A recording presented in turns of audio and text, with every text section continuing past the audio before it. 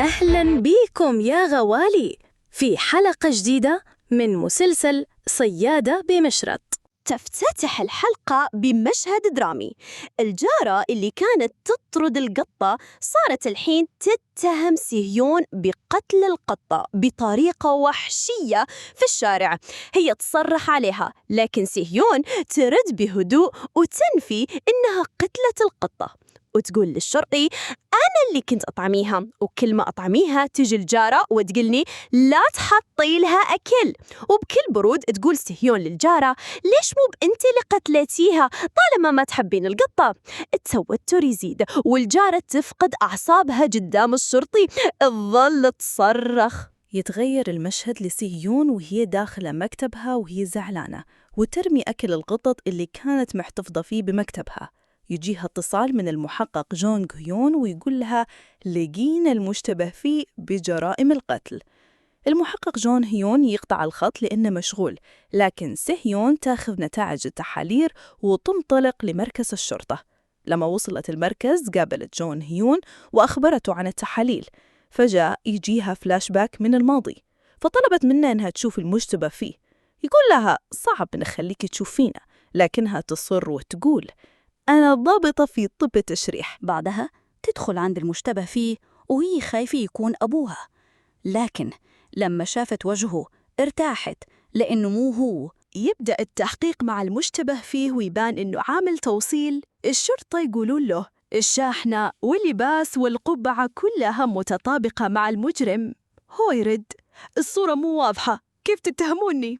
الشرطي رد في ناس شافتك تطلع جثة من شاحنتك. فابتسم المجرم بسخرية وقال هذه دمية لكنها تشبه الحقيقية.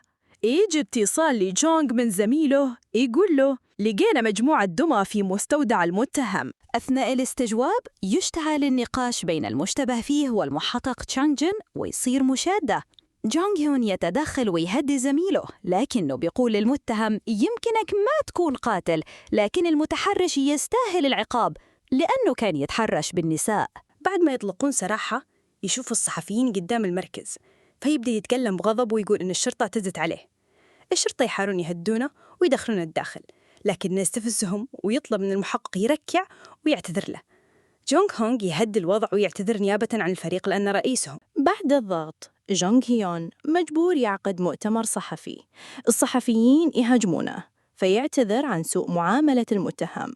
فجأة واحد من الصحفيين يفتح موضوع القاتل المتسلسل ويقول لحد الحين ما قضبتوا عليه. تبدأ الأسئلة تنهال عليه لكنه يوقف ساكت. فجأة تدخل سيهيون بثقة وتجاوب وتكشف إن البصمة نفسها ظهرت في موقعين، يعني في قاتل متسلسل، وتصفه شخص جاهل وقذر. المشهد ينتقل للسيد تشوي وهو يشوف المؤتمر ويزعل من كلام سيهيون، وهو يخطط لشيء لأنه قال للبنت الصغيرة إنه بيجهز لها هدية. بعد المؤتمر مدير طب الشرعي كيم يتصل ويصارخ على سيهيون، لكنها ترد عليه بقوة وتوافق على إيقاف التحقيق القديم بشرط يفتحوا مكتب جديد في يونغ تشونغ عشان تكمل التحقيق مع جونغ هيون.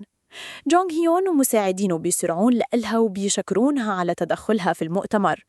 رئيس مركز التحقيق بيزعل وبيوبخ سيهيون وجونغ هيون لأنها صرحت بأنه في قاتل متسلسل، لكن سيهيون بتقاطعه وبتقول إذا ما سرعنا بالتحقيق رح تطلع جثث جديدة وتصير وصمة عار في سجلك، وبتطلب منه فرصة تساعد المحققين. جونغ هيون يجمع المحققين ويقول لهم رح نركز على قضية القاتل المتسلسل وبنحلها. المشهد بينتقل لسيهيون وهي تستعد تنضم لفريق جونغ هيون. بعدها نشوف السيد تشوي وهو في محله يخيط ملابس. تجيله بنت تقوله خربت الفستان لازم تدفع، وتبدأ تستفزه. يتغير صوته ويقولها ببرود، فتبدأ البنت توتر وتبي تطلع بسرعة. هو يمسكها ويقول لحد الحين ما أخذت البديل، وتظهر ابتسامته السايكوباثية ونارح إنه راح يرتكب جريمة. وهيك خلصت الحلقة. استنونا بحلقة جديدة. لا تبخلوا علينا بلايك ومتابعة وتعليق. مع السلامة يا غوالي.